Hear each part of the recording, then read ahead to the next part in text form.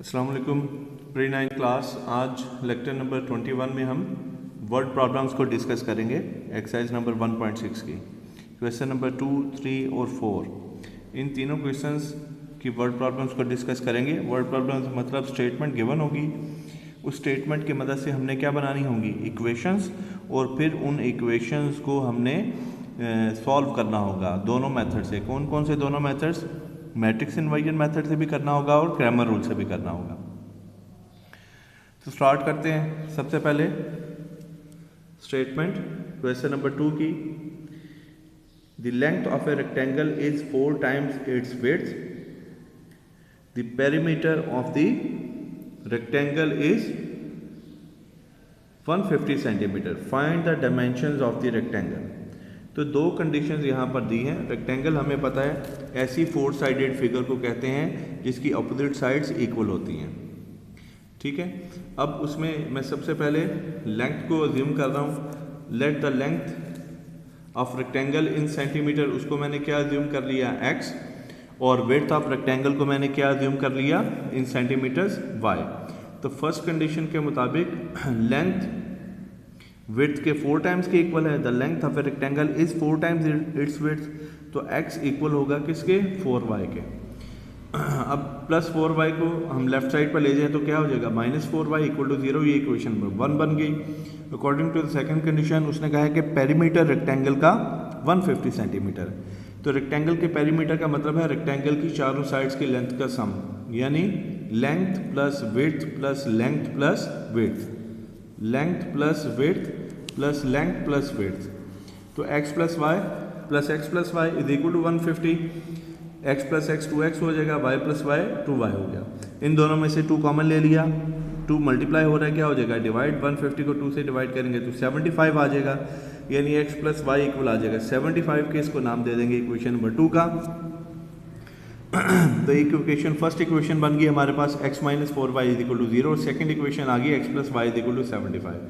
इसको matrix form में लिखेंगे और उसके बाद जैसे दोनों मेथड्स मैंने आपको करवाए हुए हैं क्वेश्चन नंबर 1 में, मैट्रिक्स इन्वर्जन मेथड से पहले इसको सॉल्व करेंगे और फिर उसके बाद क्रैमर रूल से इसको सॉल्व करेंगे। वो आपने खुद करना है, ये आपकी असाइनमेंट है।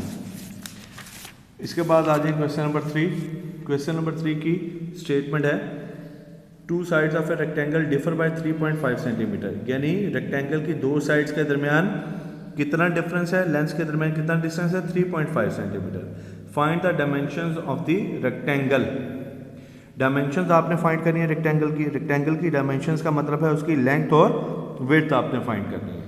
Find if its perimeter is 67 centimetre. इसका पेरीमीटर भी गिवन है विच इज 67 सेंटीमीटर।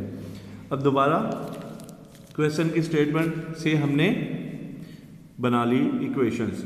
वो कैसे बनानी है, लेंथ ऑफ रेक्टेंगल को इन सेंटीमीटर्स को मैंने लेट कर लिया x के इक्वल, रेक्टेंगल की विड्थ को मैंने लेट कर लिया y के।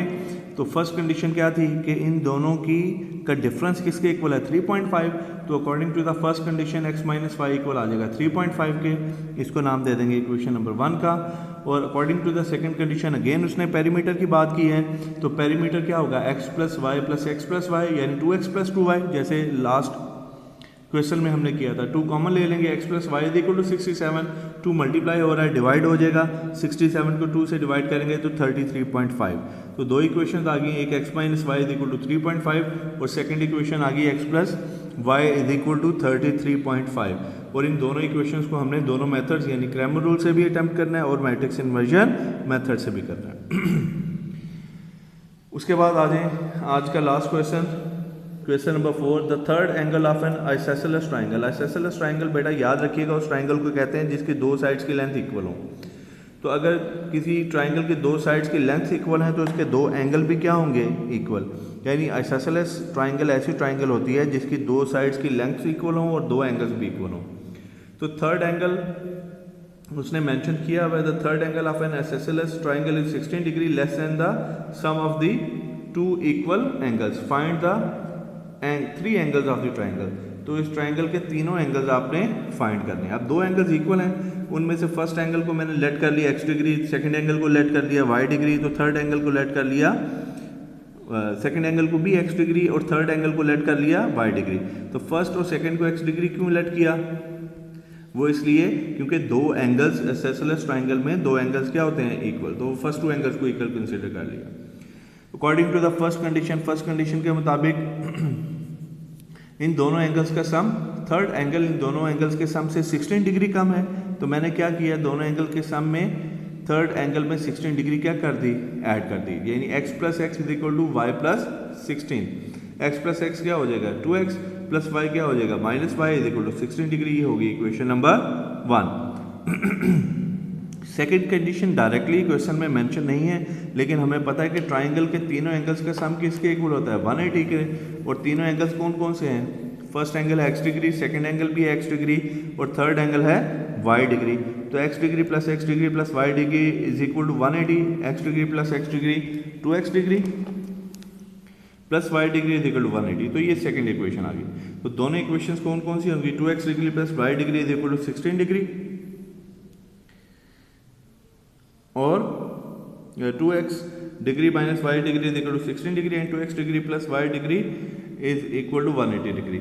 इन दोनों इक्वेशंस को इसी तरह पहले मैट्रिक्स फॉर्म में लिखना है, उसके बाद आपने इसको मैट्रिक्स इन्वर्जन मेथड से भी करना है और क्रैमर रूल से भी करना है।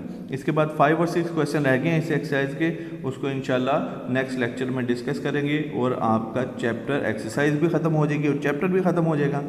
रिव्यू एक्सरसाइज रह जाएगी, वो उसके बाद वाले लेक्चर में डिस्कस करेंगे इंशाल्लाह। अल्लाह हाफिज़।